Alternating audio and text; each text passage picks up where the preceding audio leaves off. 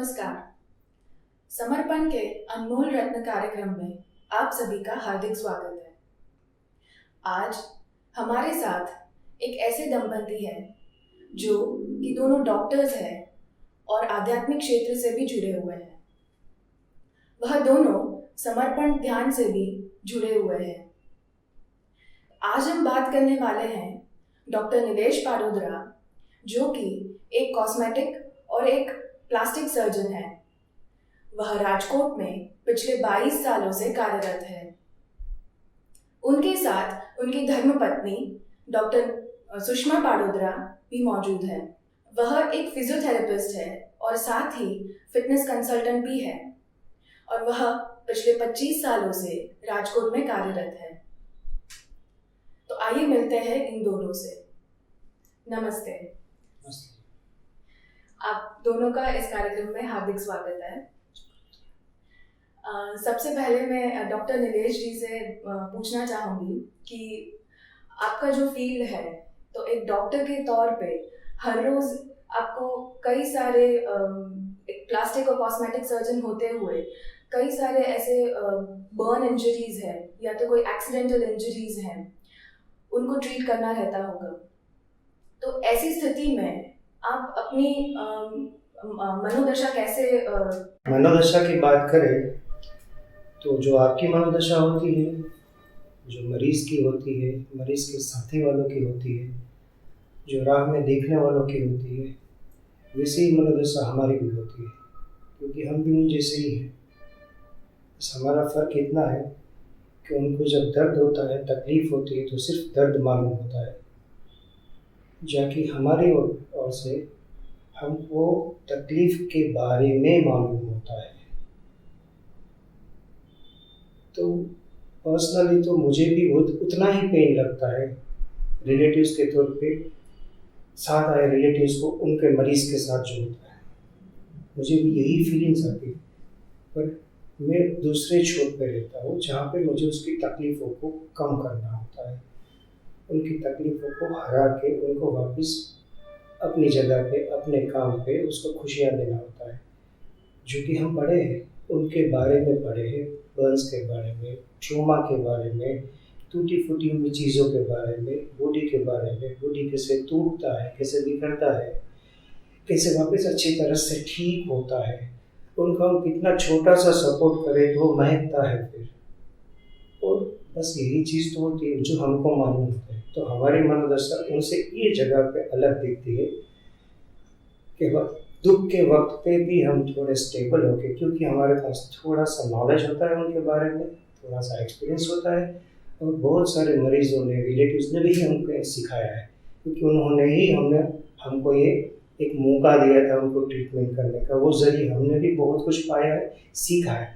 तो हम थोड़ा स्टेबल रहते हैं, उनको कंसल्ट करते हैं, समझते हैं, और जो सही होता है वो तुरंत ही शुरू कर देते हैं। उनकी खुशी बाद में उनको नसीब होती है, उनकी ट्रीटमेंट करने की खुशी सबसे पहले मुझे नसीब होती है, और वो खुशी मेरा हौसला बढ़ाती है, मेरी टीम का हौसला बढ़ाती है। We just keep on doing all this things. उसमें क्या होता है, मनोदशा की बात फिर चली जाती है, सिर्फ उनके अच्छे होने की बात सामने आती है। बहुत खूब।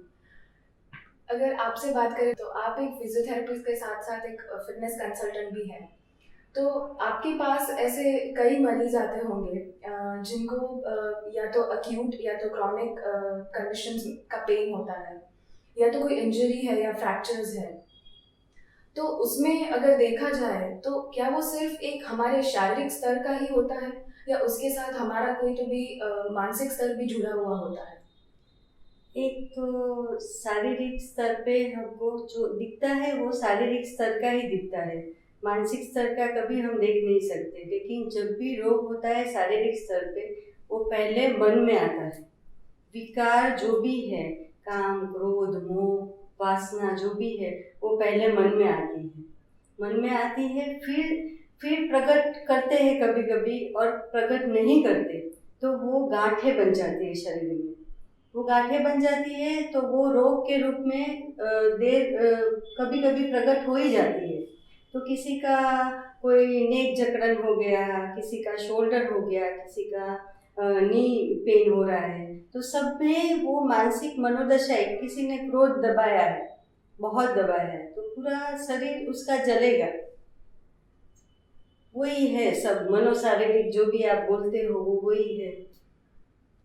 डॉक्टर नीलेश, अगर आपसे बात करें तो कई सारी कोई भी इंजरी होती है तो उसके लिए कई सारी दवाइयाँ हैं, या कोई तो भी ऑपरेशन है, या बहुत सारी ऐसी प्रोसीजर्स होती हैं जिनमें डॉक्टर्स को उन प्रोसीजर्स के ज़्यादा पेशेंट्स के साथ सहानुभूति रखनी पड़ती है। तो आपके तौर से ये कितना ज़रूरी रहता है? सहानुभूति को सबसे पहले ही जरूरी है। ट्रीटमेंट तो बाद में आती है। किसी को दर्द होता है, किसी को तकलीफ होती है, तो पहले दिल में हमको लगना चाहिए। पहली चीज़ सिंपैथी, सबसे पहली चीज़। उनके बाद मेरे मन में कुछ ख्याल आएगा कुछ करने के लिए। जो ही चीज़ होती है कि भूख लगती है तो खाने का ख्याल आता है। किसी का दर्द तुम महसूस कर सको तो ट्रीटमेंट का ख्याल आता है। वो ऐसा नहीं, कोई भी खड़ा होता है उसमें दर्द होता है, पर अगर मैं वो महसूस नहीं कर पाता तो मुझे कैसे पता चलेगा उनको क्या है। तो जब ऐसे दर्द लेके कोई आता है, कोई तकलीफ लेकर आता है, तो मुझे पहले महसूस होता है। उनकी महसूस मेरी महसूस के साथ मैच होती है तो मैं उसके अच्छी तरह से मैच होकर कुछ कर सकता हूँ उनके लिए। तो ये तो सीधी सी बात है। अगर सिंपैथी नहीं है तो ट्रीटमेंट का स्टार्टअप ही नहीं होता है।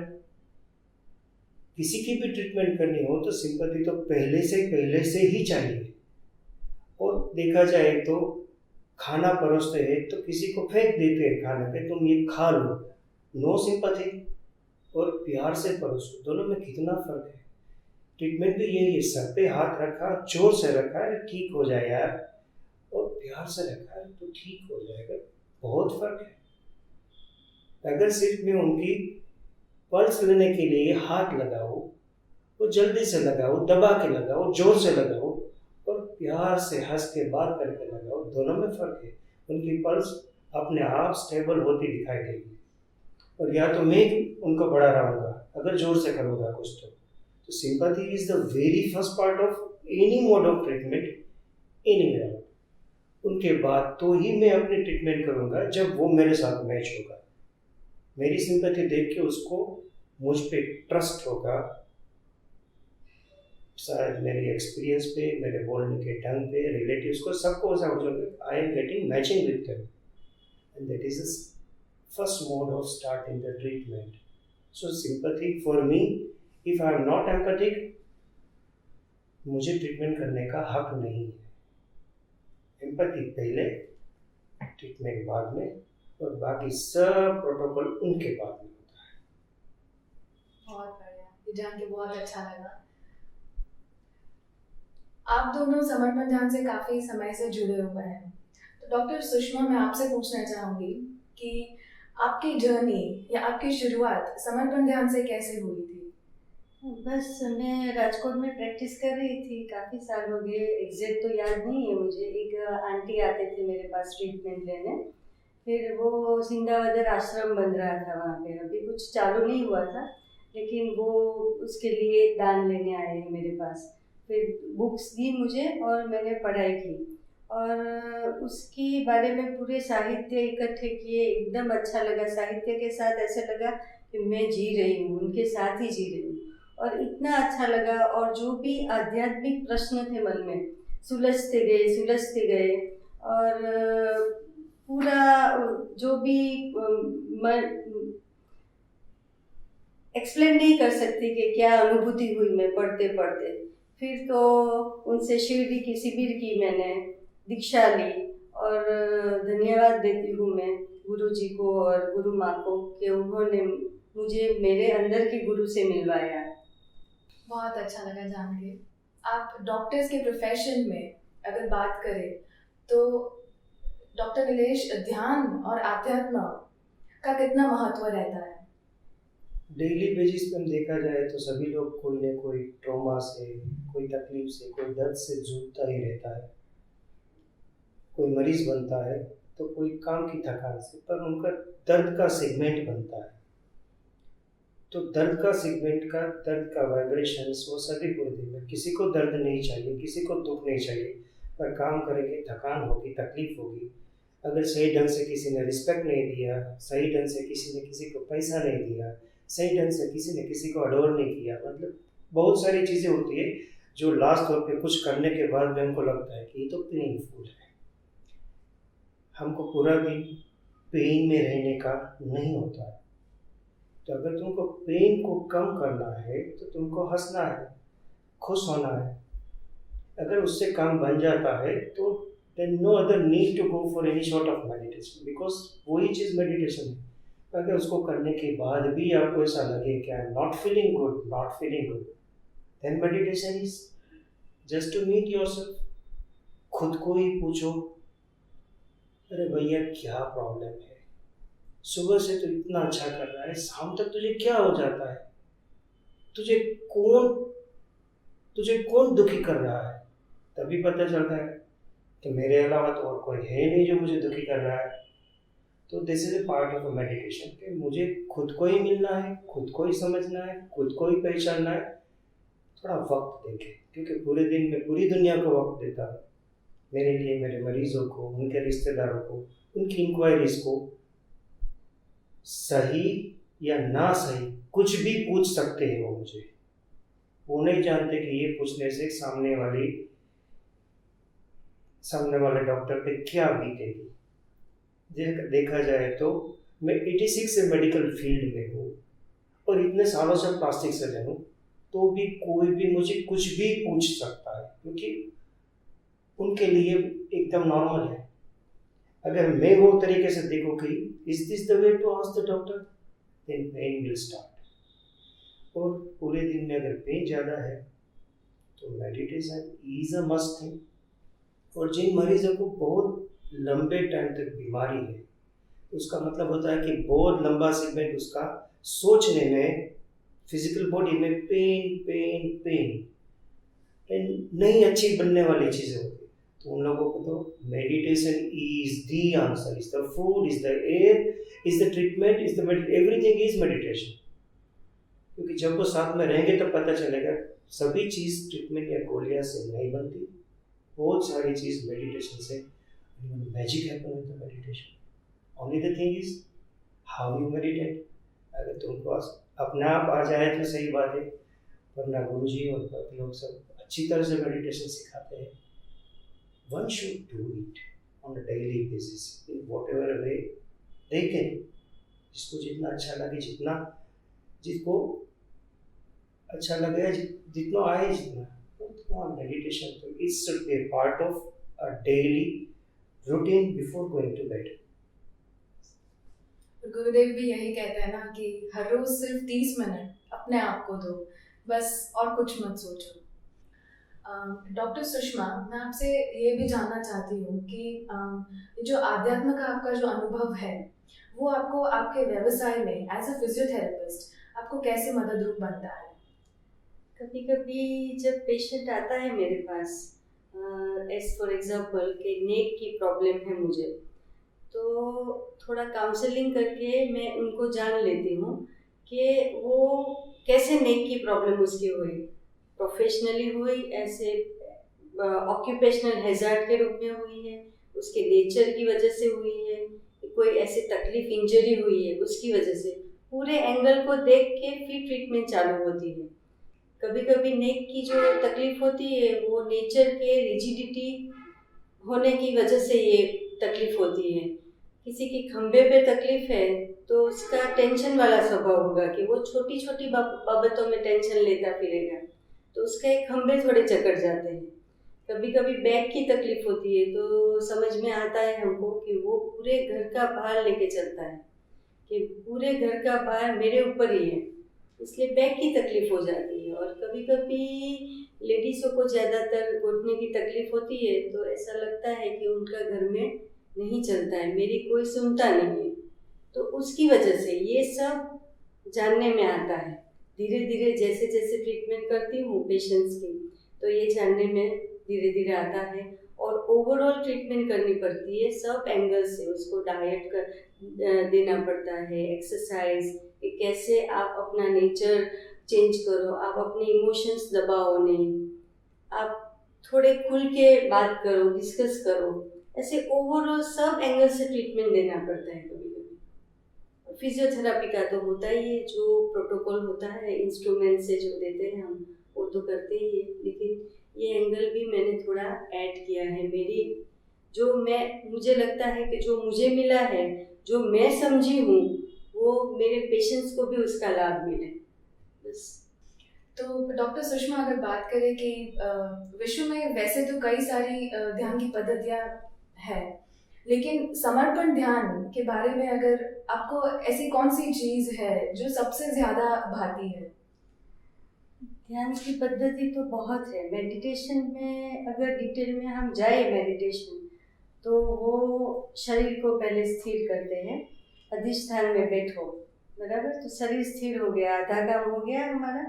फिर मन को स्थिर करो, शरीर और मन स्थिर हो गया, मन को स्थिर करो, बराबर। और ये समर्पण मेडिटेशन है ना, वो आत्मा कि मैं पवित्र आत्मा हूँ, वो भाव जगा के होता है। और पूरा शरीर और मन को स्थिर करके वो आत्मा भाव जगाने का पूरा साइंटिफिक प्रोसीजर है। और इतने सालों से गुरुजी ने प्रैक्टिस किया है, उनके गुरुओं ने प्रैक्टिस किया है, फिर समाज में लाए हैं।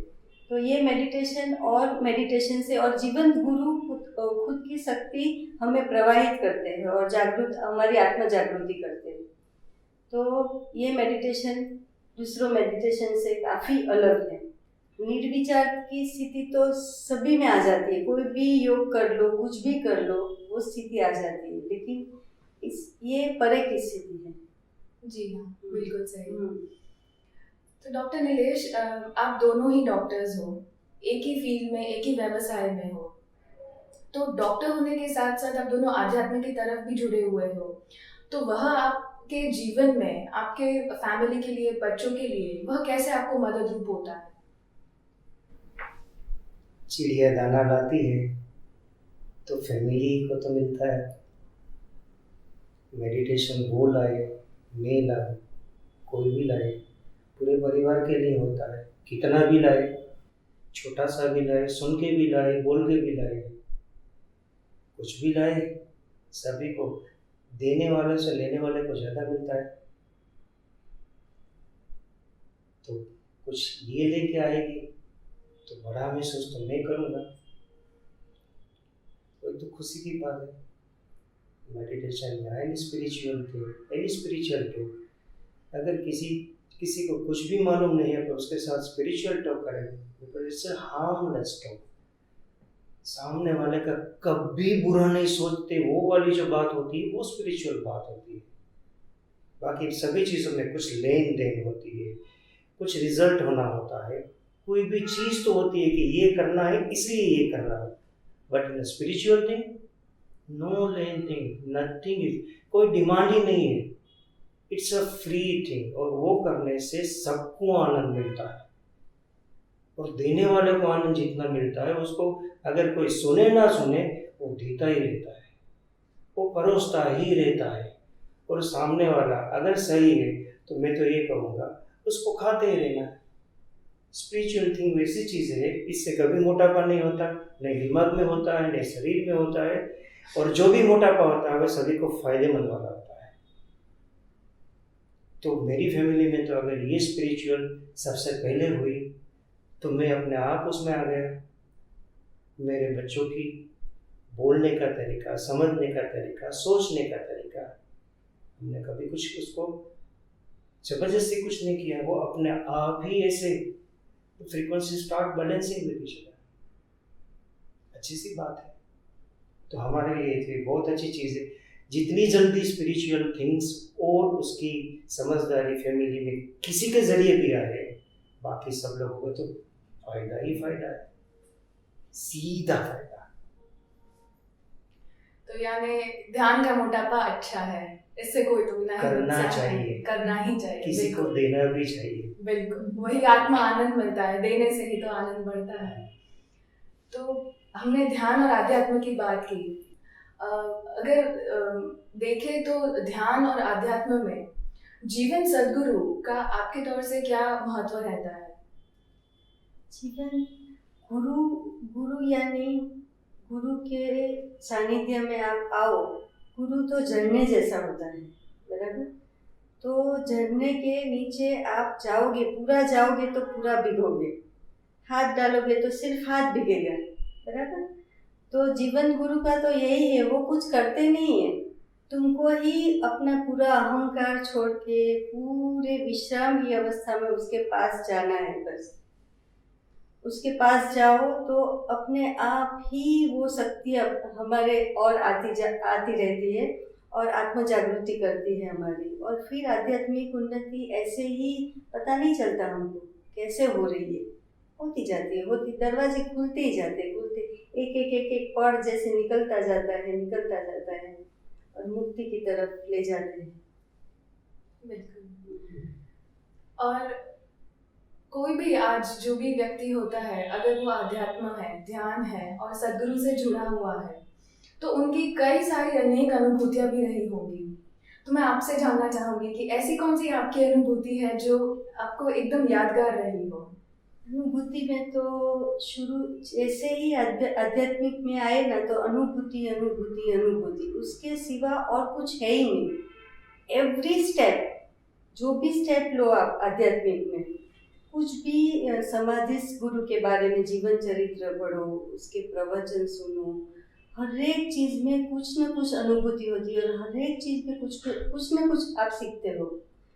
पूरा तो ऐसे बैलेंस में रहना सीख जाते हो और कोई दिखावा नहीं करते, जो आप अंदर हो वही बाहर हो, कोई झूठ की लाइफ नहीं जीते, जैसे हो वैसे हो, ये अनुभूति है, बस यही जीवन है। बहुत बढ़िया, यही जीवन है। यही सही जीवन है। है। अंत में मैं आप दोनों से बस एक ही चीज जानना चाहूंगी कि ऐसा कोई आप मैसेज है जो हम सभी को, दर्शक मित्र को देना चाहोगे? बस सबका भला हो, सबका मंगल हो और सबका कल्याण हो और सब सुखी रहे। सबको मौका मिले जीवंत गुरु से मिलने का। सही है। खुद की पहचान तभी मिलती है जब कोई पहचान कराने वाला सामने दिखता है। तो जीवंत गुरु का मिलना अपने आप को मिलने जैसा, अपने आप को पहचानने जैसी बात होती है। सबके नसीब में ये आए, ऐसी हमारी सभी प्रार्थना। बहुत बहुत धन्यवाद आप दोनों का कि हमें इतना समय दिया और इतनी सारी जानकारी दी। हमारे जीवन में जीवन सद्गुरु का आगमन हमारे पुण्य कर्म के कारण ही होता है और हम सब बहुत ही भाग्यशाली हैं कि हमारे जीवन में हमें हमारे सद्गुरु पूज्य स्वामी जी मिले हुए हैं और परम पूज्य स्वामी जी के बताए हुए मार्ग पर हम सभी चल सके, उसी शुद्ध इच्छा के साथ। नमस्कार।